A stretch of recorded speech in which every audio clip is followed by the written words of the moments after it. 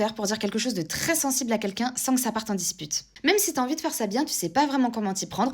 Donc là, je vais te donner la méthode exacte pour que ça se passe de la meilleure manière possible. Alors pense juste à enregistrer la vidéo, on sait jamais, ça peut toujours te servir. Première chose à faire, il faut que tu rappelles les faits. C'est hyper important de le faire de manière le plus objective possible. Par exemple, je t'avais demandé de me tenir au courant quand tu rentres de ta soirée et tu l'as pas fait. Ensuite, la deuxième étape, c'est que tu vas dire l'émotion que ça t'a fait ressentir. Donc là, je vais dire j'aime pas ça parce qu'au fond, ça me fait peur, je m'inquiète pour toi. Et en plus de ça, je me sens pas considérée parce que j'ai l'impression que tu fais la fête avec tes amis et que tu t'en fiches un peu que moi je sois en train d'attendre de tes nouvelles. Maintenant, la troisième et dernière étape, c'est que tu vas proposer un terrain d'entente qui pourrait convenir à tous les deux. Ça va être un truc du genre, je sais que t'as envie de faire la fête avec tes amis et j'ai pas envie de t'en empêcher. Mais j'ai juste besoin que tu prennes le temps de me tenir au courant. Est-ce que tu pourrais juste faire ça la prochaine fois? Et là, je vous jure, les amis, ça change tout de finir par ça plutôt que de se contenter juste d'accuser l'autre. Parce qu'en fait, faut garder en tête que vous n'êtes pas en guerre. C'est pas à celui qui doit avoir raison, celui qui doit avoir le dernier mot. Il faut plutôt mettre de l'énergie dans le fait de trouver un arrangement qui pourrait convenir à tout le monde et arranger la situation dans le futur.